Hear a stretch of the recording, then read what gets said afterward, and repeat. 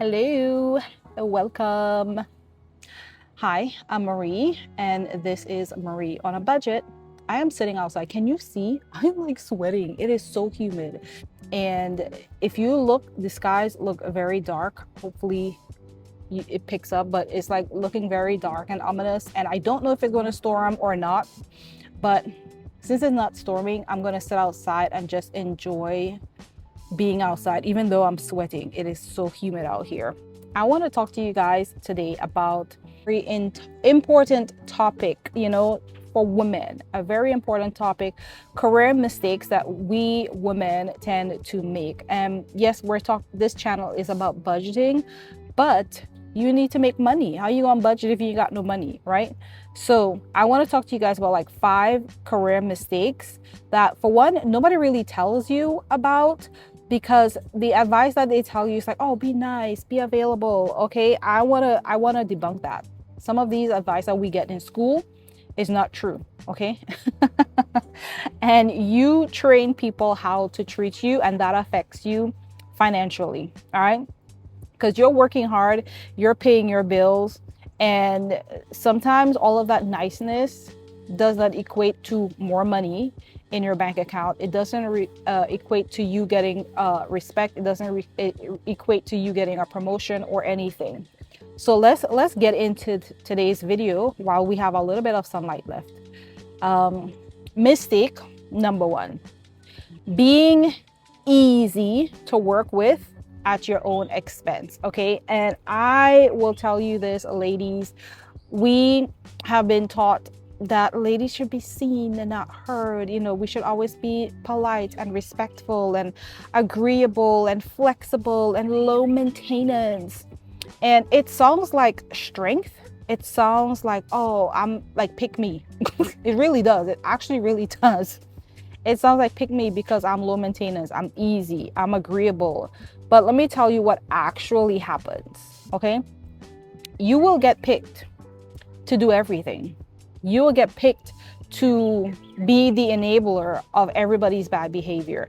You will get picked to be the one who lies and cover up for everybody and everything that is going wrong. Your good character will be what everybody uses to cover themselves. Like, I don't know if you've ever had this experience growing up, but that like one friend that your parents don't like you to be around, but you're like, oh, but so and so is going to be there, and it's like, for some reason, when so and so is there, it's okay, because they know that that friend is a more grounded, responsible person. So like, your family is fine with you being a certain place because so and so is there. Okay, you're going to end up being that so and so, but so and so being there doesn't stop the bad behavior that's about to happen. It doesn't stop y'all from whatever nonsense y'all about to partake in. You're just using her as a cover up. Okay, and so mistake number 1 is being the easy one to work with, because your good character is going to be used to cover for other people's bad behavior. But it doesn't equate to you getting a raise or a promotion or anything, because if anything happens, they're just going to blame you. Okay, you're going to be the fall guy for a lot of nonsense. Okay? Mistake number 2 is not tracking your actual money flow. All right, and so yes, when you're young and you first get a job, lifestyle creep starts to come in.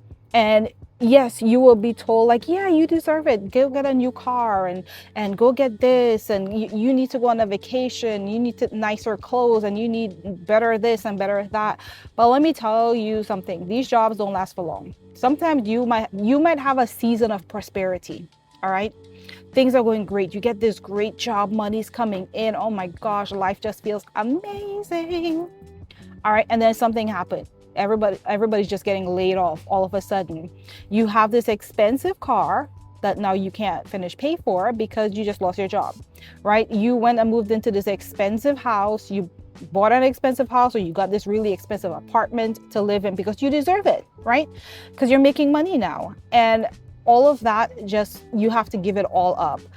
Not tracking your actual money flow is very hazardous, because nothing is guaranteed to last. Okay, nothing is guaranteed to stay consistent in your life, especially money.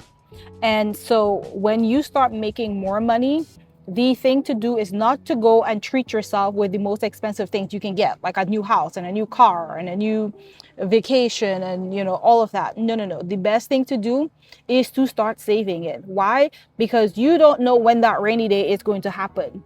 You don't know when something is going to happen and you have some emergency or you just lose your job. I know a lot of people who they had a great job. Everything was just going so good. And I mean, I've had it happen to me. So I can't even use other people. I've had it happen to me where I was like, I got a promotion. I was making good money. Things was like so great. I was like spending away, honey, because I felt like I deserve it. I've arrived. Look, life was just like the gods was shining down on me. I was like, yes, here you are, you good and faithful servant. And I was just like spending, ain't saved nothing, didn't save a cent. Why? It's gonna last forever. And then all of a sudden chaos break out into the workplace. Somebody come and try to steal my job. Somebody's trying to lie on me and get me fired. End up having to leave the job and the money just to have some peace of mind. I mean, you never know, right? And so it's not to say you don't deserve nice things and you shouldn't treat yourself, but don't go to the extreme. All right. Mistake number 3 is accepting your salary without question. And when you're a newbie, you don't really know what you should be getting. You kind of like, oh, okay, great, yay, right? It really takes some experience under your belt to kind of know you deserve more, to kind of know what your value is. When you are straight out of school, to be honest with you, there's gonna be like 50 more people like you who just straight came out of school, and y'all might not get a lot right away. But the key thing is when you go and you get that job, you develop skill. Your skill is what you're getting paid for.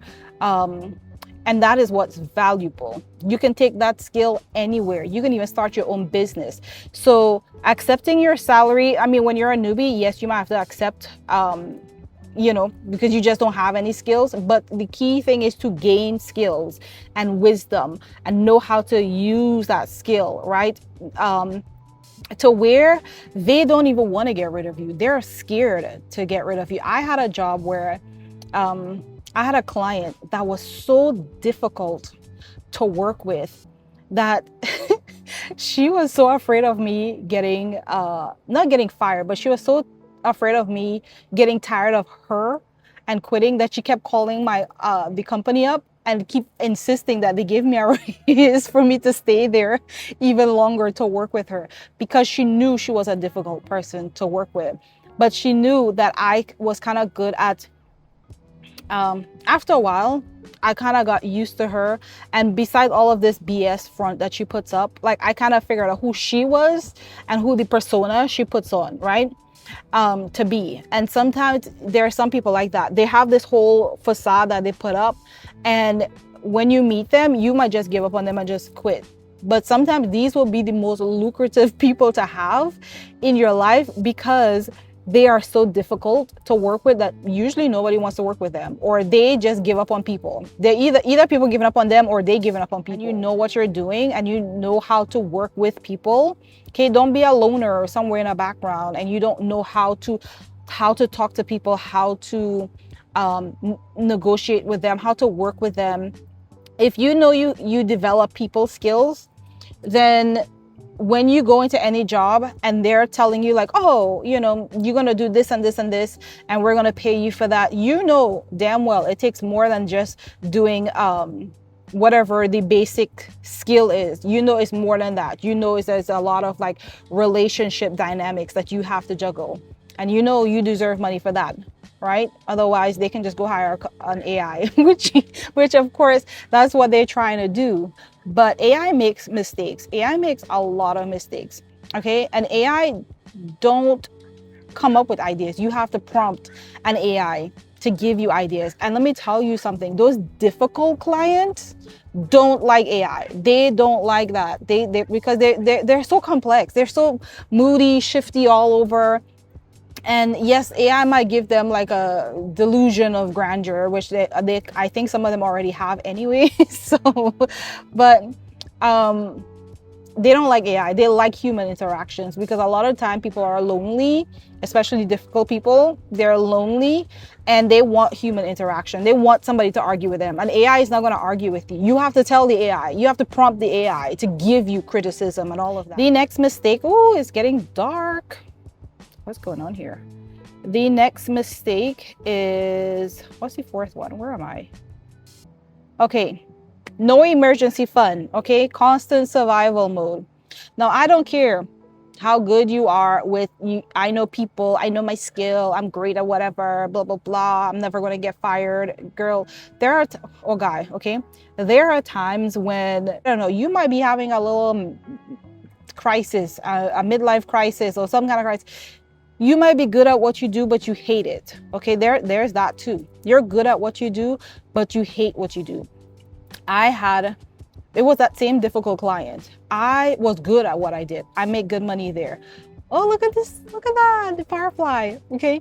I was good at what I do or did, but I did not like it, because after a while, you kind of get tired of the mental gymnastics you have to do to figure out this person. It's just like, I woke up one day and I just said, I can't do this shit no more. I just can't.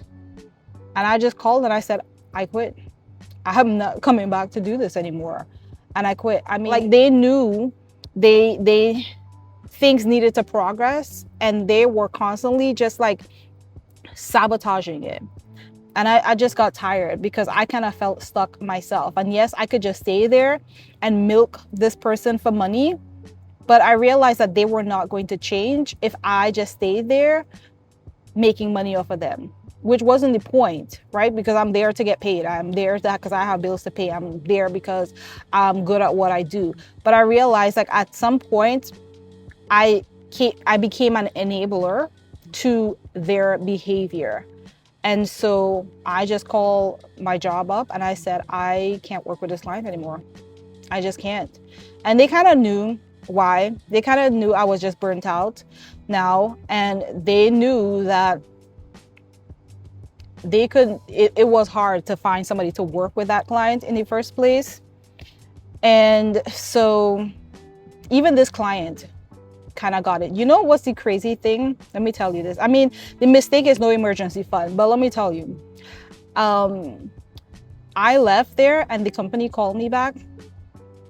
Recently they called me, and it's been like 5 months now since I left there, right? And they called me and they said, you would not believe it, but they're actually trying to change. They're actually trying to do better, which I mean, I could be like, oh, you should have done that years ago, but that's not what my purpose is. My purpose is to like actually bring about change, and you know, I want people's life to get better. I want them to do better, you know?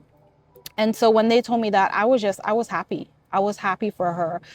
I think she just realized, I think that some people just fall into the pattern of like, oh, if you can stick around and tolerate my behavior, I don't need to change. I don't need to try to do better, because you're just going to be there for me, which kind of leads back to mistake number one. Remember I said, don't be the easy person. And so, yes, at some point I got good at fixing their mistakes. I got good at covering for them. And yes, I got paid for it. But it started to affect me mentally and emotionally. And I just started to get really drained. I started to feel just like really depressed. And I got tired of just putting out unnecessary fires. I mean, I could understand if there was like an actual problem, but this person was just creating problems for no reason. And I just got tired of that. So when I quit, I was fine, because I was putting aside my money from working with this difficult client. Able to, like, I think I didn't find another job until like a month later on. And I was just able to stay home and rest and relax. And that's actually started this YouTube channel in my downtime, because I had time to like think about things that I could do with my life now, besides constantly putting out somebody unnecessary fires. Look how dark it's dark, but it's so like beautiful, and it's cooled down a lot. It feels amazing. So yes, have that emergency fund for yourself, okay? Because there are some situations that you're gonna make good money, but the things that you have to do and the things that you have to put up with to make that money, you're gonna snap one day and you're just like, I can't do it. I can't do it. And you don't want to have to like look back and be like, damn, I don't have anything to show for it. I helped this person, I made money, and I just spent all of the money. And now I can't quit. I have to go back and deal with this stuff. And now I'm going to work angry and resentful because I wanted to leave and I can't leave. Mistake number 5 is avoiding simple investing because it feels intimidating. And let me tell you something. One of my I don't know if it's a pet peeve or just one of my biggest gripe is when people talk about investing, they love to throw all these, I invested $250,000. What's your portfolio? And it's, oh my gosh, it's like everything has to be like huge, large sums of money. Otherwise, what's the point of talking about it? Everybody wants to hear $1 million, $100,000, $50,000, $250,000, a $250,000. I don't know. Like we want to hear these large numbers, right? But really, investing is about starting small. Even if it's just $100 or $50, just get in. And when you're in, you can slowly build up, okay? Don't get caught up with the whole hype of like, yeah, I put $10,000. You need to start off with $10,000. You need to save $10,000. That is not true. I don't know if it was true back then, back in the day. I don't know. I wasn't back then, back in the day. So I didn't know. But that is not true. You start small and then every time you get paid, you put a little bit in. Oh, it's dark. You put a little bit in, and then yes, you will eventually have $10,000 in your portfolio. You'll actually have a portfolio to talk about because you have things that you are investing in, right? And then you can have those conversations, but you have to start small and you have to just start with whatever you have, right? And so don't feel intimidated to feel like you have to wait till you have $5,000 or $10,000, because you'll get stuck in analysis paralysis because you're going to be like, well, damn, I've never had $10,000 in my hands. I have never made $10,000 yet, right? And so it's like it gets intimidating when really you should just put a little bit. It's like you're just slowly saving. You're putting money into this account, you're investing in certain stocks, and eventually it goes up and you make money from it that way, okay? So that is what I have for you guys. Thank you so much. I know it's dark outside. You probably can't even see me. I don't even care because it feels so beautiful outside. I'm gonna just sit out here for a little bit more and just enjoy being alive and just being independent and free. and just soak up Mother Nature for a little bit. There's not a lot of pollen in the air right now, so it's amazing for me. Otherwise I probably would have been itching and sneezing by now.